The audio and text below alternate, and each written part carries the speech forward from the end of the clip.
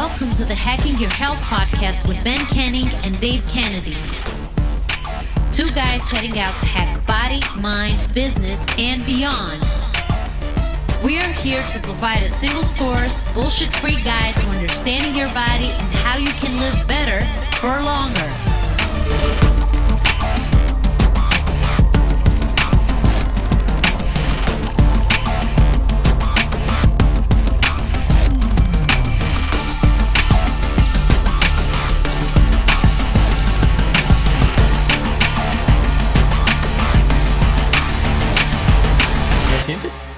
Whatever you want to do. I don't think you're the one that fucking edits it. It doesn't matter. That's true. Cut this bit out or keep it in? Yeah. We keep it in? We just start now? We can start now? Yo, okay. We're here. We're started. You just zoom in on yourself? I'm just trying different things out here. Yo, you're going to call it out. Well, I mean, there's only 31 people watch it on YouTube. For the 31 people watching on YouTube, Dave's just trying to work out his camera. Anyway. That's right. We're back. I just came in from a walk and I was like, I'm not going to tell people what episode we're on. Surely if they've clicked onto it, they'll know what episode. So, I mean, we need a new intro, I think. Yeah. We got to, well, I mean, it could be just like, hey, this is, Ben Canning and Dave Canning. This is Hacking Your Health. That's pretty good. We were meant to say that. Right. But we skipped it last week. We did skip it last week. So, I'm Ben Canning. I'm Dave Kennedy. And this is what resembles Hacking Your Health podcast. You playing with your lights now? I'm playing my lights now too, yeah. So what's going on? Dude, it's been a great week. Training's been good. Today at Orange Theory, I don't know what I ate, if it was my Wheaties or whatever it was, but you go back to the whole mindset thing, and there was an episode I was watching. They did a whole series on Michael Jordan and kind of like how he kind of came through the NBA. And one of the things that Michael Jordan talked about was he would pick somebody that was the best player on the team, and he would tell himself that person like called him a bitch, and that he was a terrible basketball player. The person never said it, never was thinking it, but Michael Jordan would tell himself that, and he'd actually make himself believe it so that he would go against that player and just destroy him. Like, he'd be so pissed at that player by the time he got to that game that he'd literally want to fist fight that guy, right? And so I kind of took that same type of mentality with my training, which is, I go to Orange Theory, and it is 100% a non-competitive space. Like, there's no way to really compete because it's your own individualized self, right? And so, it's not about competing. It's about going in there and giving your best and competing with yourself, right? But I find that competing with others kind of motivates me a lot. And for some reason today, and so I'll do this a lot of times, not every time, but most of the time I do this, but I'll pick somebody, and it's usually somebody that's the strongest person in Orange Theory. Strongest by what I mean is, might be an amazing runner, for example, or might be amazing at the weights, or be able to pull some big weights. And it doesn't matter if it's man or woman. I just whoever's the strongest person in that class, and I pick them, and I'm like, they called me a bitch, and I tell myself that. And I get super competitive, and it's not competitive in the sense where I let them know that I'm being competitive in any way, shape, or form. They have no idea they're competing against me. They definitely didn't call me a bitch, but I go after them from a competitive standpoint, and I just go off. And today I had two guys next to me, one to the left and one to the right, and the one to the left is a really strong runner, and the guy to the right of me is strong on the weight section. And I just went off today. Like I was like foaming from the mouth. Like the trainer had to come over and like step on the rower because I was like lifting so hard that the thing was basically ready to explode and fall off of its friggin' hinges. I mean, I was on a different level today, and I will tell you that I'm so tired right now that I still got to get my leg lift in. I killed myself today. It was awesome. But it was great. It was worth it. It was worth it. Hey, to the two guys that next me to call me bitches, I totally beat you. So, it's... If you're listening, Dave won. You don't know that you're in a competition, but Dave won. That's right. I won. Yeah, I was just looking up there. I don't know if you've ever read it. Just talking about Michael Jordan, the book called Relentless, From Good to Great to Unstoppable. It's by Tim Grover, who was actually Michael Jordan's coach, I'm pretty sure. He's the guy that they went to, or they go to, all the NBA stars and whatever else, whenever they are in a deep hole or need to come back from recovery or something. You sent that to me. I've read the book. It's great. Really good book. So anybody listening, I'll link it in the show notes. A really, really good book. And maybe I'll actually read it again. It is a good one. I think, he talks about when the players go to those facilities and how he trains them and how he kind of gets them out of there, whether it's, physical therapy and recovery or whether it's, kind of bringing them to the next level. It's really impressive to note how big the mind plays an aspect in all of that, right? I think that's huge. Yeah, 100%. I mean, we've talked about mindset quite a lot, and I think, we'll probably continue to talk about it. Yeah. I was actually, so yesterday it was freezing. I was like 20 degrees outside. And, I'd done my lift early in the morning. And it was Fahrenheit, a great lift. just for anybody who's over here listening, been like 20 degrees is like the summer over here. Let's just get out here that we always do things in the American standards because of America, Okay. So like, it's America. That's America, because America. That's just kidding to you. Let's listen. But it was like 20 degrees Fahrenheit outside, and I got an awesome lift in the morning. But the rest of the day, I was kind of like stagnant, had a lot of calls and things like that. And so I went out and got a nice walk in with a 60-pound backpack. And I was listening to, of course, the Huberman Labs podcast. And what's really interesting is the podcast that I was listening to was talking about that mind-body connection and how 20 years ago, if you would have said, using your mind to heal your body, you would have been called a lunatic or a heretic or something like that, But the scientific studies that are coming out now, there are direct neural pathways between our brain and our body, and our brain telling our body what to do and vice versa. So like what was really interesting, first of all, freaking mind blowing how our body works. Like, how they were talking about our immunity aspects around how our body repairs itself, how our body addresses foreign objects that it considers a threat, and how we address those, and how we have an adaptive immune system. That's like if it's a threat that we haven't seen before, and our immune system's like, all right, we're going to bump this shit out for things that we haven't seen before. I mean, it's incredible, the process that we have. But what was interesting is some of the things that he was going through, where he started talking about how when you get sick, typically you don't want sunlight. You are kind of in a catatonic state where you want to relax. And they actually broke down some of the science behind that of like why that is. And so, when we're in like more of a non-moving state, our body actually, our blood flow may shrink, but it allows our lipids and everything else to be able to move through our blood flow much quicker to address the threats that are there.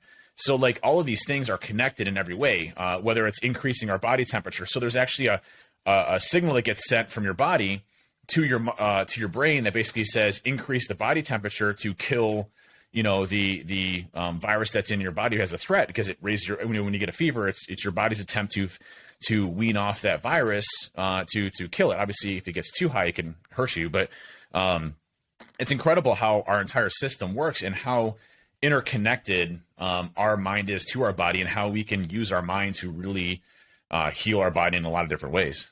Yeah, well, first point I want to note there is that you said that you had a busy day and whatever else, you went out for a walk.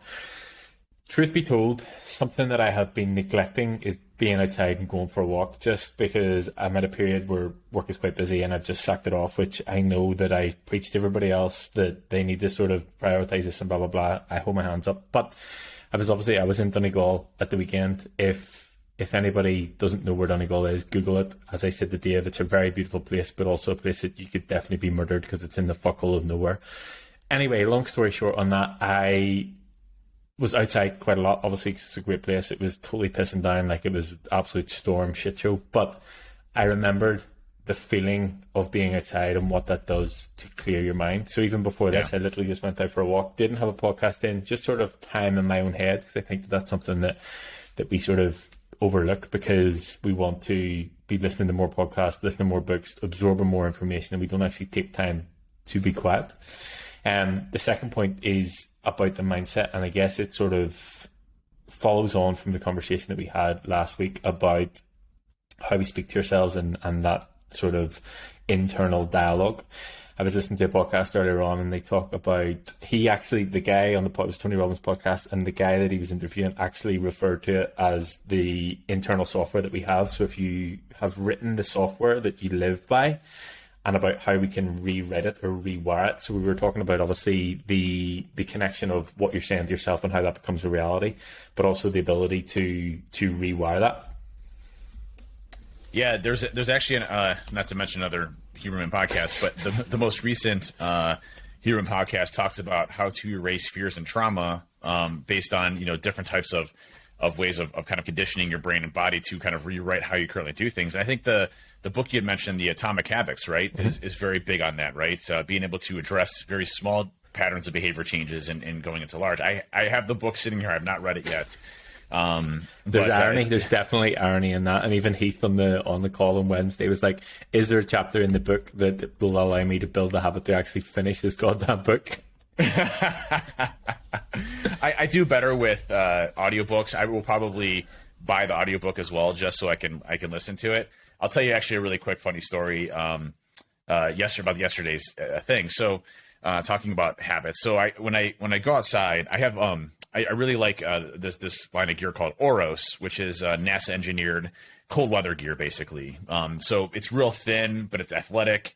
And so I have Oros pants and I have Oros top, which keep me super warm, and it's real thin. They use like the same type of like blankets and stuff like that are super thin, paper thin, that basically project heat or bounce heat off, so you're never losing it. And so I really like that for when I'm outside in the cold weather side of the house. And so I'm sitting there, I'm talking to my son. He's got basketball practice later tonight, and I got to go. My son had a band choir thing as well that I had to go to. And so, but I had this window of like 2 hours where I'm like, hey, I can go get this walk in and get back, and I can get changed and ready to go and eat and all this other stuff. I have plenty of time to get this walk in. And I'm so preoccupied with everything that's going on that I pack all the important stuff, like, the shoes. I get my shoes on, get my ruck on, and I got my cold weather gear on, and I forget my damn gloves. And so I'm out there, and like halfway through, I'm like, oh shit, I'm like really cold. Like my hands are numb. And then you started texting me, and I was so cold, and my hands texting you back, that it took me like 5 minutes because my hands were so frozen that I couldn't actually hit the buttons on the thing to actually go and do it. So like it took me like 5 minutes to actually respond back to you as I was texting, because I was so damn cold, from my hands. Everything else was warm, but my hands were literally, I couldn't actually move my fingers because I was so cold. So needless to say, Dave's not a fan of the cold. I am not a fan of cold. Like, listen, and that's something to talk about. Maybe that's a cool test to try to rewire myself in some way, shape, or form. And I have actually, to some extent, changed some of it. So I used to, when I would go to bed, talking about our bed habits, you'd mentioned on the last podcast around how going and taking a shower actually helps you out from a thermogenics perspective of your body will rapidly drop that temperature to get down to, a nominal level for sleep. And it also has some good thermogenic effects around losing weight and things like that. And so one thing that I've been doing is I invested in, it's called the Cooley system from, anyway, it's called the Cooley system. I can't remember who makes it. From somewhere. And you put water in there, and it's got a UV sanitization and stuff like that. And it's a little pad that you put on your bed, and it shoots water through the whole bed system and keeps it cold or hot, whatever you'd like to do. And I literally have it on the lowest possible setting possible, so that when I get into bed, it is cold. Now, it eventually heats up a little bit. My body heat will increase the temperature with it. But I'll tell you, since I've started doing that, my recovery, my ability to actually address, like the type of recovery that I'm doing and good sleep is much better with that cold weather than not before. So I have changed my habits from when I used to keep the heated bed sheet on to I'm actually cold now. So I wonder if we could do a study or a way to kind of change my brain patterns to actually like cold showers. I don't know if it'll happen, but I'll try. I'll give it a shot. I hate it. Well, actually, I've been doing a bit of an experiment myself that I haven't actually spoken to you about. So obviously we've talked endlessly about supplements and whatever else, and I can't remember how many podcasts ago we did the one about sleep, and I mentioned at the end about how everything that we said doesn't cost anything, it's not supplements, blah, blah, blah, blah, blah. And I was like, I'm going to try this out, because I can't sit here and preach that you can do this and you can do this, blah, blah, blah, blah, blah. And inherently my sleep is not good or has not been good. So I was like, right, I'm going to do all the things that we suggested, because I can't say stop screen time at this time, dim the lights, blah, blah, blah, blah, blah. So I was like, I'm going to try all these things out to see if it improves it. So I've come off all supplements. I'm not supplementing with anything in the morning or in the evening. I've given myself until 9 o'clock to do any work or whatever it needs done. And from 9 o'clock, no screen time. I will either have a hot shower or a hot bath, dim the lights, or even have candlelight, not go on my phone, leave my phone at the other side of the room, and try and be in bed for 10 o'clock. And I have had fucking awesome sleep for the past, I mean, it's only been 3 nights, but I mean, 3 nights good sleep will literally change your life. So there's a lot to be said in nailing the basics before starting to try and supplement on top of it, because I wasn't nailing the basics before, and I was just trying to supplement with magnesium and, you know, PM priming and all this other shit I was drinking, concoction, when I wasn't actually doing the things that I drink caffeine right now that I would recommend to do to start with. So I was like, right, I'm going to try to set myself to see. And genuinely, I've had better sleep for the past 3 nights than I've had for months and months and months. Well, that's something that actually kind of hit me hard too. I don't know why my camera's, there it goes. My camera's out of focus for a second. Something that kind of hit me kind of hard was in our weekly check-ins that we do. You had mentioned to me, like, usually it's like, hey, your calories are spot on, your sleep's spot on, you're this and that. And you kind of ding me a little bit. You're like, hey, your sleep is shit. You know, we just had a sleeping podcast. You should practice what we preach. And I'm like, yeah, he's right. I mean, like, I really have had shit sleep this week, so I really need to fix that. So I've been really focusing. A lot of the latest studies on sleep show about 6.5 hours is like the perfect sweet spot for people. So I've actually been trying to do 6.5 hours on a regular basis. 6.5 to 7 hours is kind of my baseline metrics. Now, if I'm getting just really crappy sleep, I'll try to catch up, which they say catch up sleep doesn't really work, but I feel like, hey, if I can get 8 hours or 9 hours, that's awesome. But I'm really shooting for 6.5 hours a day to try to address that, to kind of keep my habits the same thing too. So, I think that's all important aspects to where you're kind of always refining and trying to improve and get better as time goes on, and practice what you preach, right? I think that's the big piece there. Yeah, and I think, for me, it's not a case of, like, I'm not just going to tell everybody to go and do this and go and do that if I'm not doing it myself. So I sometimes have to sort of ground myself, go back to basics myself, and then from that, start to add things in and see what actually really works, rather than just, here's 10 supplements I take to try and help my sleep. My sleep's okay, I'll deal with it. Do the basics first, get good sleep, and then go back to the how can we improve by 1%. Yeah, and that 1% piece is, it's the one. Well, so, like, I always get to ask, so I literally had someone on Twitter just the other day. I was like, dude, you look great. What supplements are you taking? I'm like, dude, it's not supplements, man. It's like, listen, I bust my ass 6 days a week, like cardio and working out and eating right and doing this. That's how I get there. The supplements do not equate to this. I guarantee you, there's no supplement that does this. Like, there's actually a funny story. I think it's actually that picture, the screenshot you sent me from Dad Bod Transformation, and the guy wrote this really big long post about everything that he does and about everything's individual and about this, that, and the other. And literally the first comment that I saw was, "Can you send me your plan, workout, and nutrition?" I was like, this guy has not, he does not read the post. He just saw the guy with his top off who's in really good shape and thought, I need that. I need his workout plan and I need his nutrition plan. I'm like, people are so far off the mark on things like that, on comments like that. It's just like how do you address that individually? Well, I think it's the same problem you hear with diets too, right? It's like, well, hey, how did you get to look like that? Well, I did keto. Okay, well, that doesn't work. Sorry to hear that. 99% of the people that are out there, okay? Do not focus on a diet. Focus on, calories in versus calories out. It's literally as simple as it could possibly be.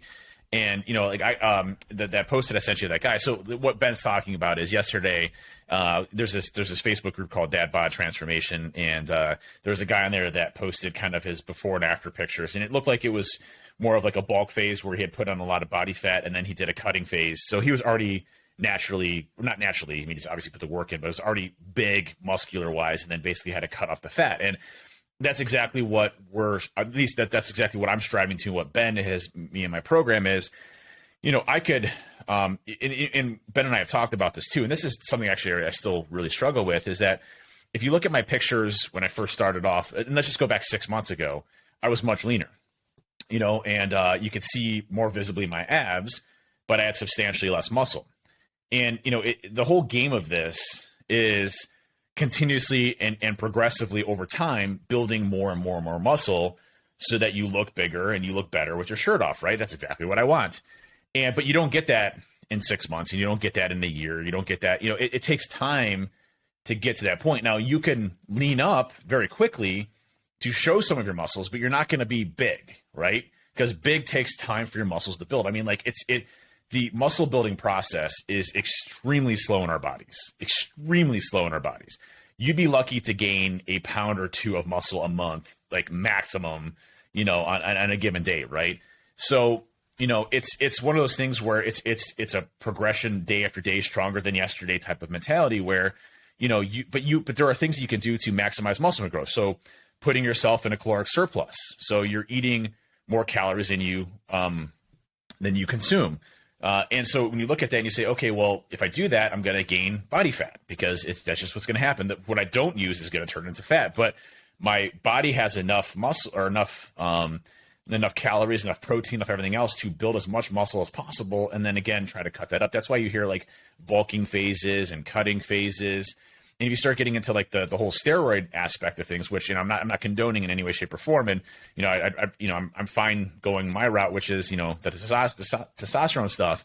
But, you know, a lot of times there are considered bulking steroids and cutting steroids, where bulking steroids are like, hey, you're in a huge surplus. It's going to increase your ability to put on more muscle mass. And then you have kind of cutting steroids, which work while you're on a caloric deficit. You know, all of these things are designed for this type of bulking and cutting phase. Now, you don't have to do that. You could be in a very slight caloric deficit and gradually build muscle over time and still kind of have a cut taper look. But to kind of fast forward that and to build as much as possible, you have to increase it. So this guy, you know, I was looking at his pictures, and he's obviously been lifting for years and years and years. He's got some, you know, big muscles, and then he cut down and it just looks absolutely incredible. And I said it to Ben, and I said, hey, this is, you know, how I want to look, you know, someday down the road. And I think I can get there in like a year or two. I'll race you. Then you should have a race to that. Well, dude, your pictures look fucking awesome. I wish I could look like that. Not anymore. The pictures tell a tale from years ago. Like I think that's actually a good point to note as well. Like that guy, you know, we obviously put the work in to build the muscle and then cut back down, and he looks like that for a certain period of time. But you don't always look like that. You know what I mean? The same as my photos. Like I can put a photo shoot photo up from 3 years ago, and people are like, oh my God, you look great. I'm like, I looked great then. I don't live like that. Like I don't live totally shredded and super fucking tan all year round, unfortunately. And I definitely don't either. definitely not. You know, from my check-in pics, like I've tried tanning and it goes horribly wrong. So. Yeah. Well, and I think that's the thing is, like, again, this is a journey, right? You know, I didn't get to where I'm at today by taking supplements or using a keto diet. I got here today because I'm in control of it. And we talked about this on a couple of podcasts ago, but I think like some of my biggest struggles, you know, especially being addicted to food and my weight and everything else, is that when we started going into the whole surplus area, you know, this was terrified Dave mode, because I felt like I was losing control of my food, right? And I really wasn't. It was still in controlled fashion. I was, you know, I knew how much I was eating. It was, you know, it was very much, you know, that methodical approach. And then now we're cutting it back down, and I have no issues, you know, hitting 3,100 calories a day, you know, versus the 3,900 that I was eating before. You know, we're gradually bumping that down and down. And I'll no problem if it gets to 2,500, which I hope I don't, but you know, if I get 2,500, you know, I'll be able to do that too. 2,500 calories. Damn it, Ben, son of a bitch.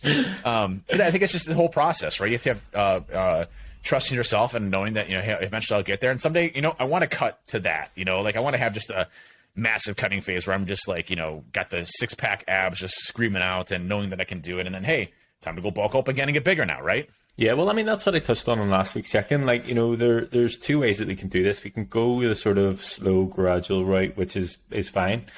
It'll obviously take a longer period of time when we can get there. Or if you really want to challenge yourself and see how far we can push it, then we can do that. And I mean, at this point, I know you, and you're going to pick the second option. So I think we should really just try and push it as much as possible. The flip side of that as well is, you know, obviously the leaner that you get in this phase, the more time it allows you on the other side. So if you're talking about bumping calories up, being a surplus, body fat's obviously a byproduct of increasing your calories. So the leaner you are as a start point, the more of a buffer, for want of a better term, you have on the other side. So the longer you can go in that sort of bulking phase. And I think I said this to you before, like one of my biggest, not regrets, but one of my biggest things that I always think about is I never actually spent enough time in that sort of bulking phase or muscle building phase, because I would get to a point where I'm like, oh, I can't see my abs anymore. I'm too fat. I want to cut back down again. And I was constant like back and forward. And there's this like constant internal struggle of whenever you're lean and you have a 6-pack, you're like, oh, I feel small, but I'm shredded. I want to get bigger. And then you get bigger and you're like, oh, I feel bigger, my clothes fit good, but I don't have a six pack anymore. I want to get leaner. And you're like battling yourself the whole way through this whole thing. And that's, again, it's just a mindset thing. It's funny because, like, I remember, when I was in this bulking phase, I just felt like beefy, right? Just like I felt big, Yeah. And I quite like feeling like that, but at the same time, I would like a six pack all the time. So, I mean, same here. Yeah. So how do we balance it? Science, we need to talk about science. Yeah.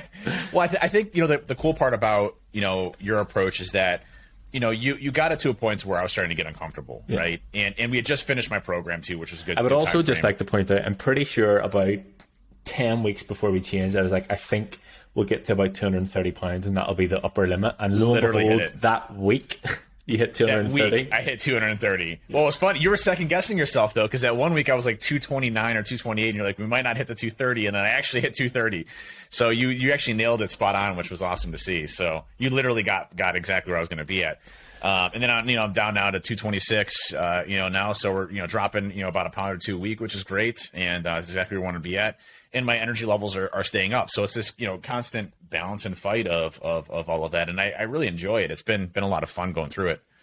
Yeah. And I think, it's just a case of rinse and repeat, and we know exactly what we're doing. And I think that's probably the key, is knowing what part of the process we're in and recognizing that and accepting, okay, I'm maybe not going to feel as beefy or as big, but I'm going to get to the point where I'm as lean as I can possibly be. And then we go again, and then we're having the same conversation a year down the line where you'll be bigger and potentially leaner. And that's sort of how the process evolves.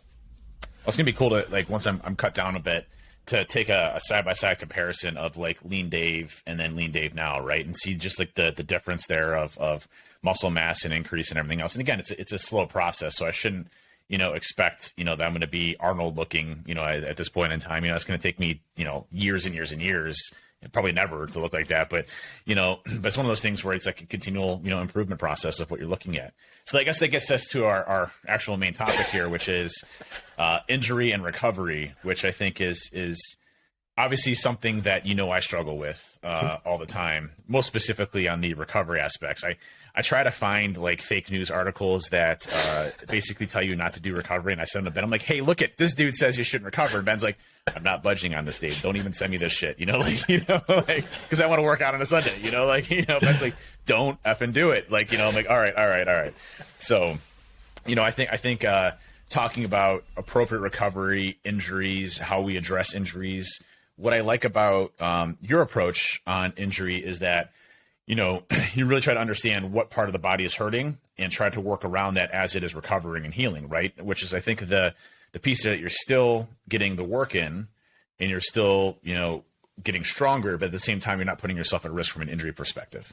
Yeah, I think the biggest mistake that I see when people are injured is that everything falls apart. Like for me, if you're injured and you actually cannot train, you should be even more on it with your nutrition than when you can train, because you just don't have that sort of leeway with it. Whereas people are like, well, fuck it, I can't train. I'm just going to eat like a dickhead for however many weeks it is, which isn't going to do you any favors from a recovery perspective anyway, because if you're filling your body full of shit, then it's not going to recover optimally. And I think what I always try and get is, like you said, what's actually hurting, what movements actually hurt it, and is there any way that we can work around it? If it's an upper body injury and we just need to train lower body, then so be it, and vice versa. But there's always something that we can do, unless you really fuck yourself up. And I'm sorry that if you have, and it's just, that will be part of a recovery process. And again, you should definitely look at really dialing in your nutrition with it. But I guess I can relate this to myself with my recent back injury that I know I've banged on about for ages. But I was doing deadlifts and I heard a pop in my back, and I literally stood up and I was like, I'm done. Like, that's my training career absolutely over. Like, it was shit. It was sore. But after like a week or so, when that subsided, a bit of sort of intuitive thinking, I was like, there's other ways that I can train these muscles that don't involve a hip hinge movement or me overextending my back. I'm still able to put in some really good sessions while I recover. Like, I don't have any issues, touch wood, from it, and maybe I got off lightly. It could have been much worse, but I was still able to manage my training, just train in a slightly different way, find other ways to be stable, find other ways to isolate, different muscle groups that you're not using your whole body and things like that. So there's plenty of ways to train around an injury. And then you have me, which I am not the poster child of how you want to recover. So, I recently had sciatica, which it was pretty bad. Like I was doing the Nipper program. I was doing some really heavy weights, but did you know the thing is 500-pound deadlift? Because I don't know. I'm glad you brought that up. It was 505 pounds of a deadlift that I did there, and I'm sure no one in the audience is familiar with that, so it's good to bring that up. But it's the stupid things you do. So I was lifting something small, like 40 pounds, and I tweaked my back, and in my back, probably something that. If I had recovered properly and focused on not lifting, it probably would have, subsided in probably a couple of weeks. Whereas, I kept kind of pushing, and I still did deadlifts. I still did squats. I still did everything I probably shouldn't have been doing when I pulled my back out. And, it turned into some pretty major sciatica, which, pinched the nerve and, caused some hip issues and quad issues. My feeling in the front of my ankles are finally coming back now. It was numb. And so I'm at the recovery point, but it took me much longer than it absolutely should have because I didn't listen to my body. Or me. Or Ben. Yeah, that's true. And I just kept pushing it forward because I didn't want to stop the training. And, that's something that you have to recognize. And that's something that I need to recognize. I'm telling myself this basically on this podcast is that, if I get an injury, listen, if it's a back injury, don't fuck with your back. Like, leave it, let it heal. And yes, you're going to miss a couple of weeks of back exercises, but you know what? You still got your chest, you still got your shoulders, you still got, your quads, you still got your hammies. You stay away from the back. So probably deadlifts aren't a good idea, but leg extensions, things like that are probably fine. Just do things that don't engage the back as much so that you can recover appropriately so that you can be your strongest. And when you're lifting heavy or you're lifting at all, or you're doing, any type of activity, whether it's sports or, cardio, you're going to inevitably have some sort of injury, whether it's, runner's knee or whatever the hell it ends up being. Again, take time to listen to your body. If it's in pain, it needs time to recover and heal. And you should be doing everything appropriately to go and do that. I'll tell you, stretching was I'm gonna clip this bit of the podcast so that the next time that you injure yourself, I'm just going to go and do deadlifts. I'm just going to send you your own words. So listen to Dave is what I'll be listening to here shortly, which, I definitely did not listen to myself, but I need to. The sort of blanket tip I can give for that is, number one, work out what the injury is, and number two, work out what movements aggravate it. And then from that, try and build out your program based on ways that you can stabilize that part of your body that it's not working. So a lot of stuff you mentioned there, you mentioned leg extension and seated hamstring curl. Yes, by all means, you can still do those with a back injury because they're so isolated on that muscle group. You're sat in a seat, you can create as much stability as possible. You're talking about chest and other things like, there's plenty that you can still do. Potentially maybe not to the same extent because, obviously there's stabilizing muscles in your back, and if it's an upper body exercise and you need to brace your core and whatever else, your back is engaged. But you can still move, you just need to do it in a slightly different way. Yeah, it's I really think that when you look at recovery and injury, you kind of have to look at it a few different approaches. One, how do I maximize repair? And two, how do I keep the weight off of it in order to repair appropriately? And I'll tell you, like I've injured my lower left. So I have two main trigger areas in my body. My left shoulder and my left back are my two main trigger points of area of injury. And it just always have been. I don't know why, but so I've done things to minimize that. So I would always tweak my back on traditional back squats. And so I have a machine called the Rhino squat machine, which is a belt that hooks up to my waist, and it takes that alleviated pressure off of my back, especially my lower back, and allows me to really focus on that quad isolation as I'm going through and doing those squats. Same thing for the Kabuki camber bar that I use for my bench press, which, I would always find that when I'm doing heavy bench press sets, my left shoulder would be sore for weeks and weeks and weeks. And, I'd always tear it and it would get worse and worse. And it would just be this cyclical effect that I would deal with.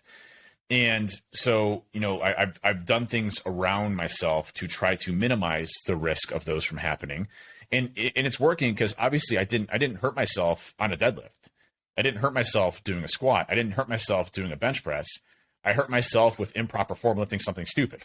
There's always a slight sigh of relief myself whenever someone texts me saying that they've injured themselves and I ask them how, and it's a non-training related injury, I'm like, okay, so it's not my fault. It's something that they were doing that was stupid. And I know that that's not the way to think, but I'm like, okay, right, everything's okay with training. It's just some stupid, wasn't thinking or not doing proper form, as you say, in terms of like lifting stuff or moving things or whatever else. Yeah, and the recovery aspect of things is also important too. Like, Ben, you know me, I would literally train 4 times a day, every day, and never take a break, and my body would break myself down. And I think, recovery is an important aspect. When I sent you that training program that I built, that we talked about before, you're like, hey, look what you're doing here. You're doing deadlifts this day, and then you're doing back this day. That's pretty intensive on your lower back, especially with you being prone to injuries. Let's space this out an extra day to give your back some time to recover. Those are all important aspects that you have to think about as you're starting to go through this. And that's why, like those splits are great. Push, pull legs. You don't have to worry about, the time it takes to recover from specific things like that. And full body movements as well. So if you're doing lifts 3 times a week, then, spacing those out, full body, rest day, full body rest day, full body rest day, can really make a big difference. But recovery is also important. So I do a sauna. I have a small sauna machine in my house. You can get those portable ones. I think they're like $400, which is expensive, but they're really beneficial. On Amazon, they're basically pop-up tents that have infrared saunas in it for recovery. You can put them in pretty much any location and move them. I really like those. Those are really nice. And then I do a hot tub, literally almost every other day. So I'd like to do sauna one day. I do a hot tub another day for muscle recovery and soreness. Heat seems to work best for me because I hate cold. So, and then I also got this new thing, which I'm really kind of liking. It's called a Tommy Copper, and it's got a bunch of infrared sensors on the back for your lower back. So it, helps promote, blood flow and things like that in your back to help repair issues and things like that. So I haven't tried it yet, but I just got it in the mail, and I'm looking forward to trying that too for recovery. See how that goes. I think, you talk about lower back a lot, and I would say probably at least 80% of, people who have injuries are generally in the lower back area. And I think the main issue comes from a lack of strength in that area. So if you think about, how closely connected your lower back is into your glutes and into your hamstrings, and that's why I'll generally, whether I let the client know or not, I'll generally focus a lot on posterior chain to begin with, because strengthening that, if you think about how many movements you do that involve like a hip hinge movement or some sort of pulling on that lower back, if we can strengthen that, it's going to allow us down the line to sort of really push things in terms of weight. I know I mentioned a couple of podcasts ago about getting the back extension. I don't know if you got one ordered, but that in terms of like actually strengthening that, or at least understanding where the weakness is and trying to build on it is a big part of it. It's not necessarily just trying to do the recovery. It's like, okay, how can I make this weak area strong so that I'm not feeling that same issue?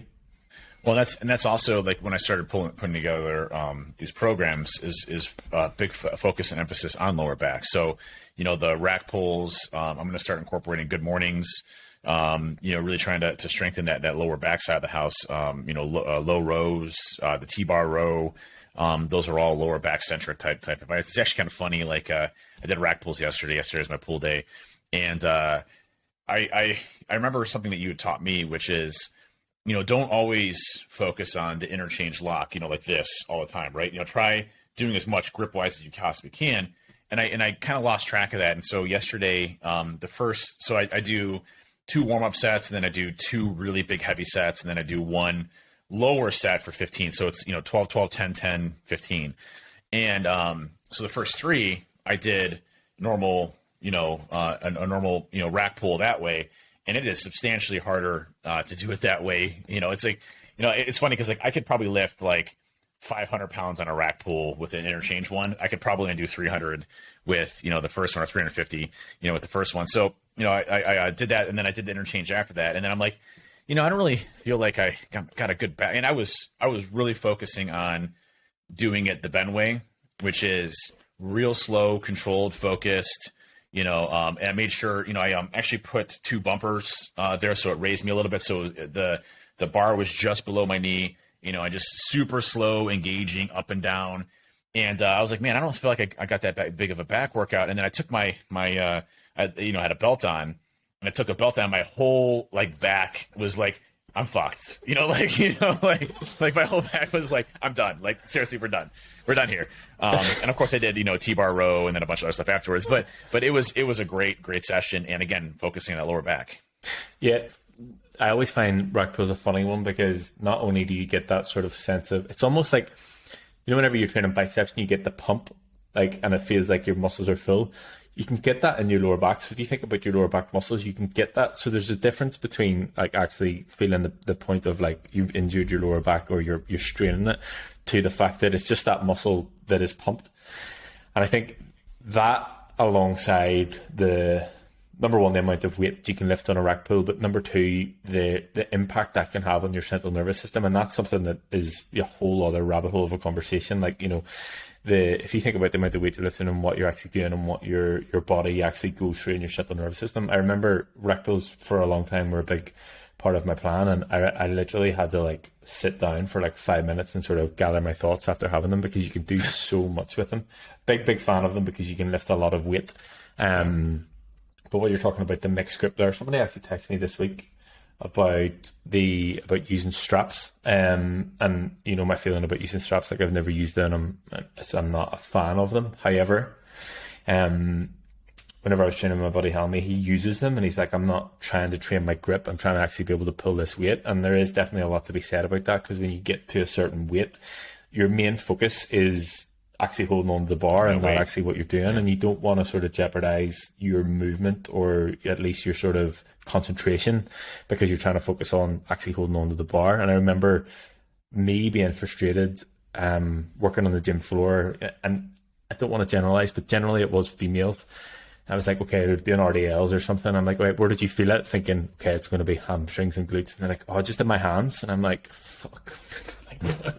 It's not a hand exercise, but that's obviously where their focus is, because that's where the struggle is in actually holding onto the grip bar. Strength. So so chalk and straps, and the jury's out still for me.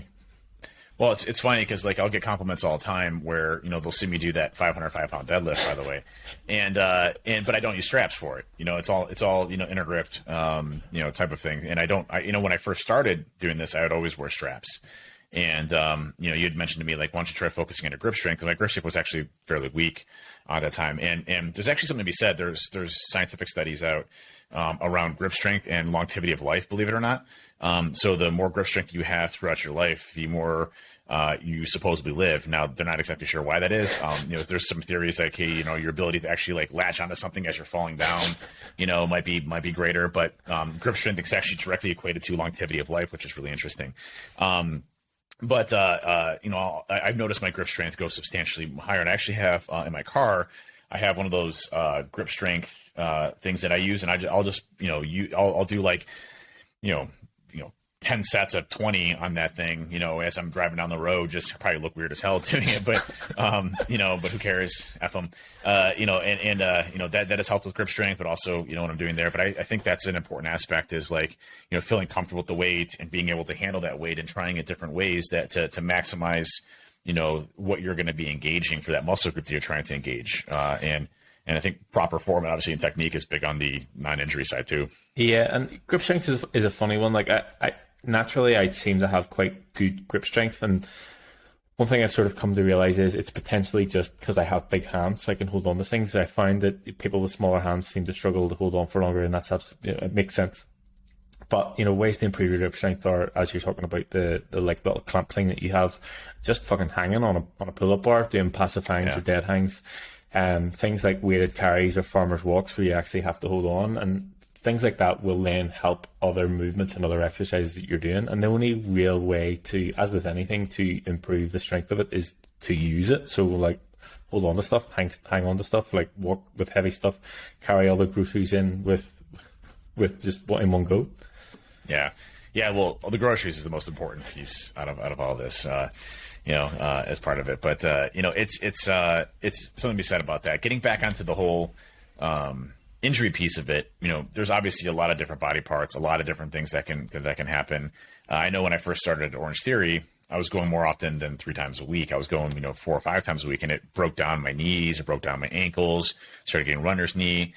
I found it wasn't necessarily the activity I was doing, but also looking at your shoes, how your shoes fit is important. I found out my whole life that I'm actually a size 15 shoe, not a size 14 shoe.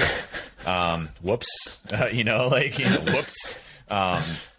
So that was a big one where I think, I was in a smaller size shoe and I went to a bigger size shoe and I've had zero issues since then. So, kind of getting down to the root cause of why you're having that injury, I think is really important to discuss because, without me switching to something like the Kabuki camera bar where it uses less of your shoulder engagement, more of your, chest and triceps, I probably would have still been struggling with substantial issues. Now, I will tell you, switching to like a barbell versus the camera bar is a bit of an ego hit because, I used to drop, 305 pounds, or more on a bench, bench press for my max.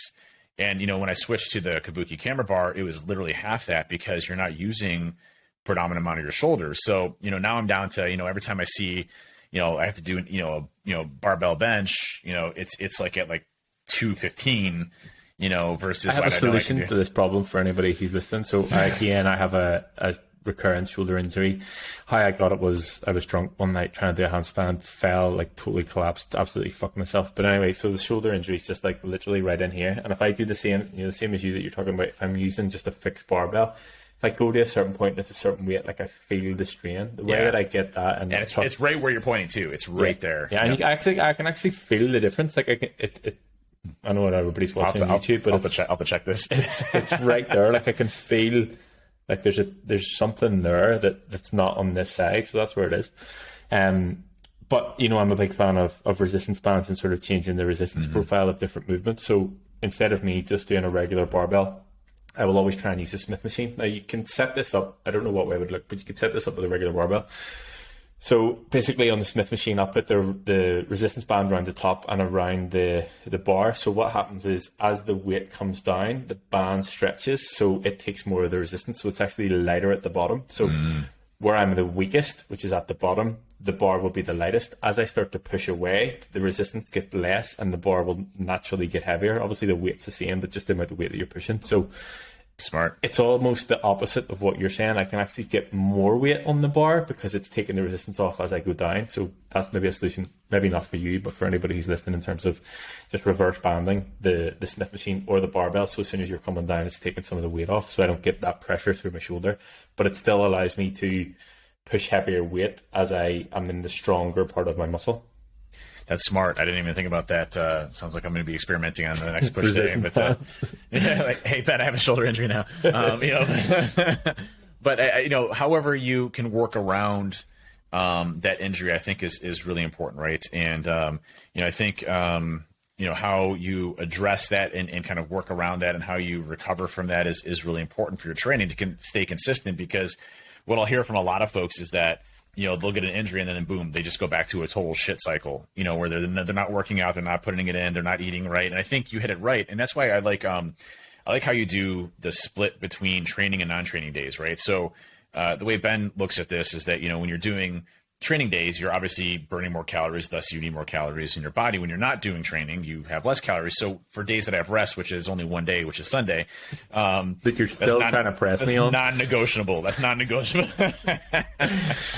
For my non-training day, I'm down to 2,900 calories versus my 3,100. So it's only a couple hundred calories, but it's one of those things where if I was injured, we would be dropping those calories down, especially if I couldn't train, so that I have ample protein to sustain my muscles. And there's actually some science behind this too about how long it takes to lose muscle, that type of stuff. It actually takes some quite a bit of time for your muscles to start degenerating in a lot of ways. Now, don't get me wrong, once it starts that process, it goes by quick.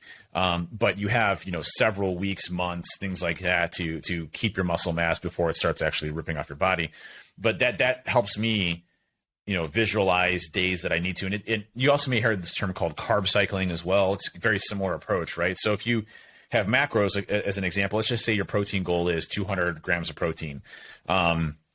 but you normally have 200 grams of carbs and 50 grams of fat or 100 grams of fat. Let's just say 200, 200, and 100 as your baseline there. Days that you're not training, you still have to hit that 200 grams of protein, but you have to either reduce some of the fat. So maybe you go 80 grams of fat, and maybe you do only 100 grams of carbs as a way to shrink that down. So you're still getting in the things that you need for your muscle mass, but you're not overloading yourself with things that could turn into a byproduct of fat, so that you're not losing your gains and things like that. Yeah, I think another point to note that I hear quite regularly whenever I'm on initial calls with people, they're like, I'll go all in for 2 months or 3 months, and then I'll get an injury and it'll set me back, 2 or 3 months, and they're stuck in that cycle of training as hard as they possibly can for 3 months, fucking themselves up, probably the same recurrent injury that they don't deal with, and then taking 3 months off, recovering, feeling good again, and just repeating the process. Yeah. And generally, whenever we break it down, the issue comes that they're just going too hard too soon. And I think being able to recognize, what level you're at is important. You don't need to go from doing 0 to training 5 times a week and doing 5 hours of cardio a week. Just do slightly more than you're doing. So if it's 3 days a week, do your 3 days, allow yourself time to recover, to make sure that you're sort of preventing any injury, because you might, if you go from 0 to 100, you're going to fuck yourself up. So just gradually build it up and just try and take yourself out of that cycle. And another, probably the most important point to note is, if you do have a recurrent injury, or if you do get an injury, it's like you said, work out where it's actually coming from and what's actually causing it, and deal with that. Just don't try and brush over it, or as Dave does, just continue through it.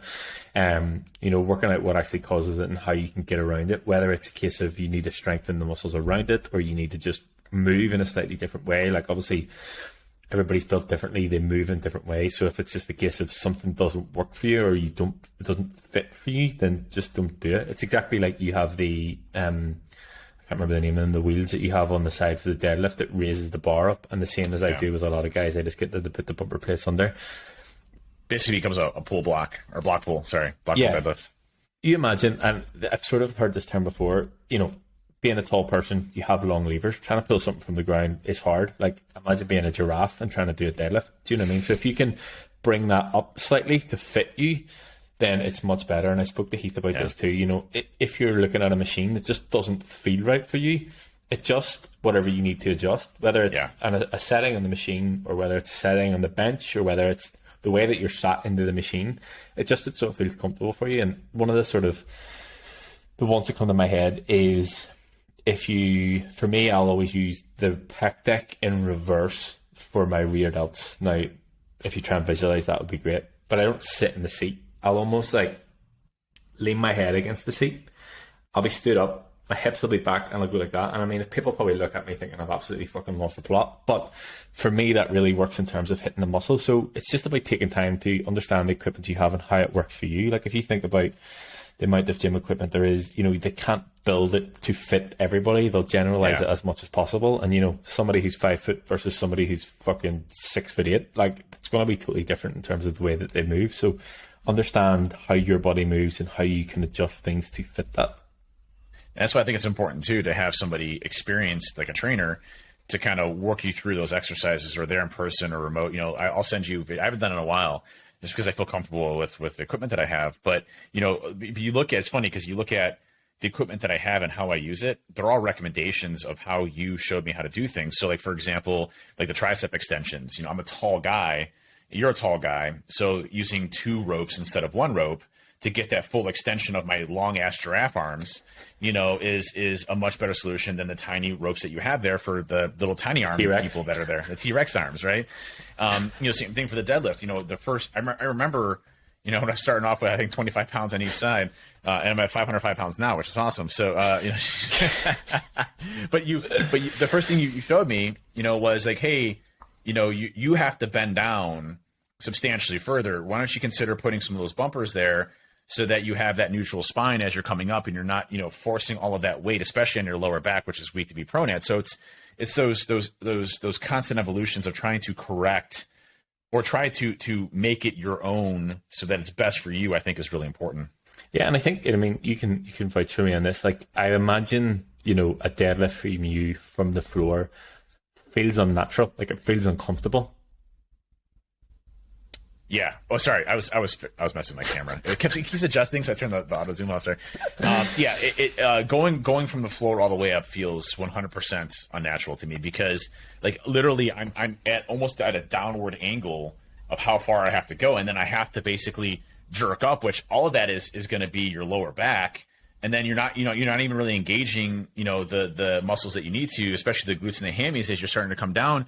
From that type of exercises are coming up. And eventually you will as you engage and you come up. But, it's a big strain on your back and obviously much more prone to error. And so I think, for me, doing those block pulls, I don't do normal deadlifts from the ground at all, period, ever, because I don't need to. I maintain my neutral spine as I'm going up, and I come up, nice in a very controlled manner. And I've had zero issues or problems as I've gone through and done it. And those types of small changes have been massively impactful in my injury side of the house, right? Yeah, and my point to this is training is hard and obviously you will feel the stress on your body, but it shouldn't feel unnatural. Like the movement shouldn't feel uncomfortable. You should be in control. Like if you're doing it and it feels uncomfortable, then change how you're doing it. And another good example is the elevating your heels on the squat to be able in terms of get down lower. And again, this has just come from my own experience, like in terms of things that I've changed and things that I've done or things that I've seen working with clients. And for me, like that is a total game changer for doing squats. And again, for me, a back squat just does not feel nice to me. I just don't like the movement. I just don't move well in it. Front squat all day long, like I can sit in the bottom of it and fully in control. So recognize as well that you don't have to do certain things just because back squats, everybody knows what a back squat is. Like it doesn't mean that you have to do it. If it doesn't feel nice, you don't move well in it, then just do a different variation of it. Yeah, and that's why like the Rhino squat for me, I don't do traditional back squats anymore because I have the safety bar and everything that's just sitting there collecting dust because I prefer the Rhino squat. I get extremely good quad isolation on those. I'm hitting exactly what I need to hit, and it's a very comfortable movement for me. And one thing I'll say from a timing perspective, loading the weights and things like that, it's so much easier on the Rhino squat than it is, on a traditional barbell or safety squat bar. But in stating that, obviously I don't recommend going out and buying the Rogue Rhino because it'll take you 4 fucking days to put that thing together. It's the most complex thing I've ever done. Like literally I cried, I bled, I had to rebuild it 10 different times. I will never, ever, that thing dies here at this house. I'm not taking that apart. Like whoever owns this house, I'm like, listen, part of you buying this house is you now own this Rogue Rhino.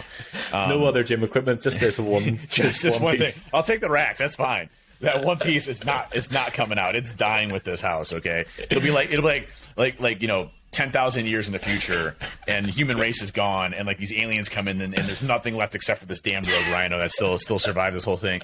But those types of adjustments there I think are really important. But I also want to hit on, that mind muscle body connection that is absolutely legit, right? And that too, I think when you look at form and technique and how you're conducting resistance training, and that also goes for running too, how you run appropriately and those small changes have a massive impact on working that muscle and also ensuring that you're hitting the appropriate muscles as you're doing those exercises. And you don't get that right away. It's actually something that takes time for you to develop that connection between your muscles. It's actually like a lot of science behind this as well. It's crazy. I thought this was the crazy people talking again. Like what? I can control my muscles? Are you kidding me? Get out of here. Like whatever, but I can lift my pecs, But anybody who's listening who usually listens on Spotify or whatever else, I recommend you go and watch this one because Dave's been doing a lot of funny shit in the camera. Like he's been moving quite a lot. So go and watch it on YouTube. My camera, at least I'm not freezing like I did the last one. I fixed that issue. True. But like the auto focusing stuff has been jacking things up, and then I just flex my left pec into my right pec. You did deadlifts and everything. I've seen you. I'm actually surprised you haven't been on a podcast where you've been training biceps. I should do it from the gym. Next time. But no, but it's important that like I'll tell you for chest. I used to really try to bang through those benches, right? So I'd go down up as fast as I possibly could.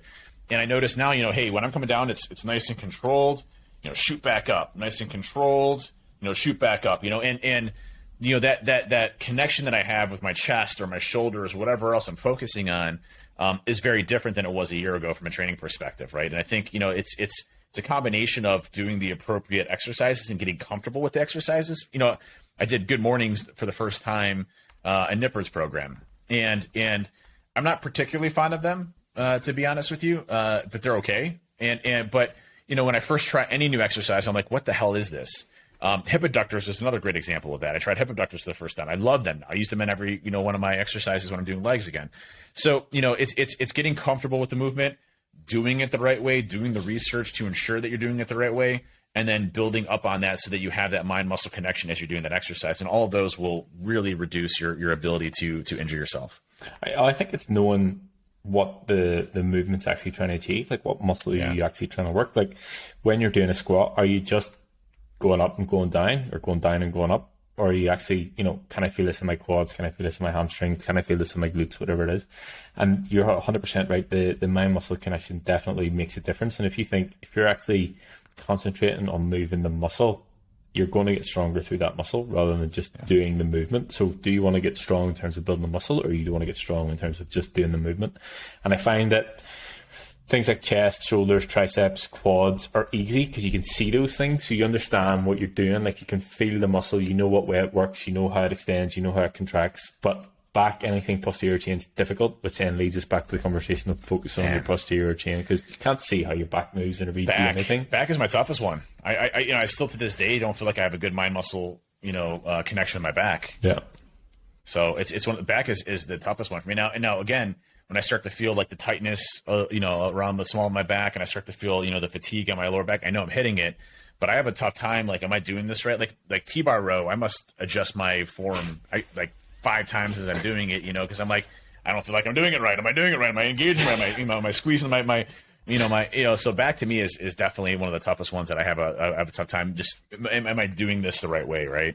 Yeah, and it just comes down to a time thing. And even now, we're talking about adjusting machines and whatever else. Like if I walk into the gym and I'm going to do a set, like if it's a gym I haven't been in before, I'll spend some time playing about with the settings of the machine to make sure that I feel it to me. Do you know what I mean? Like me doing an incline chest press, to feel it on my upper chest may be different than yours, and we need to sort of to play about with that. And it just comes down to time. Yep, agreed. Well, dude, it's already been an hour. It's been an hour, but I think that you owe Yuri an apology.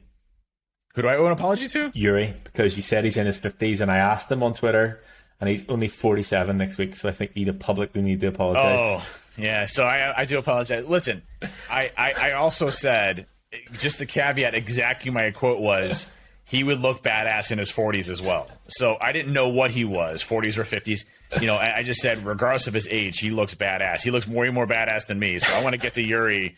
When I'm 47, I hope I look just as jacked as that dude does. I think we need to just take the age out of it. He just looks like a fucking badass. He looks just like a badass. Like, yeah. Like he just, I definitely need to get the Yuri arms there. So maybe we should get him on the podcast. Absolutely. He's great, man. He's awesome. He's so motivational, stuff that he's doing, and with his kids, he's always active, doing the jiu-jitsu stuff and the lifting. It's just, he just did a bodybuilding contest, and I think he took first in it. Like, it's incredible. Like, I mean, talk about inspiration. I don't know if you saw his before and after pictures, but he was just as obese as I was, if not more. So, I mean, incredible transformation for him, and congratulations on all the success. And then I do apologize for saying, the 50. I was just throwing out a number, and you don't look like you're in the 50s at all. Like, I would have totally thought you were the same age as me originally, but you keep telling me that you're older than me. So that's why I figured, hey, he's got to be in the 50s. So that hopefully I didn't offend. I apologize. Right. I think on that note, we'll leave it. All right. Well, hey, appreciate everybody tuning in to Hacking Your Health podcast. Tune in to us every week talking about various different topics. We're going to have some guests coming up soon. And hopefully you're learning something new with us and our experiences and our journeys. And appreciate you listening. Check us out on discord.gg/hackingyourhealth, Twitter /WeHackYourHealth, or WeHackHealth, sorry. And then everywhere else. So that's all. Everywhere, just at WeHackHealth. WeHackHealth. Yeah, WeHackHealth. We're hacking your health. Hacking your health. WeHackHealth.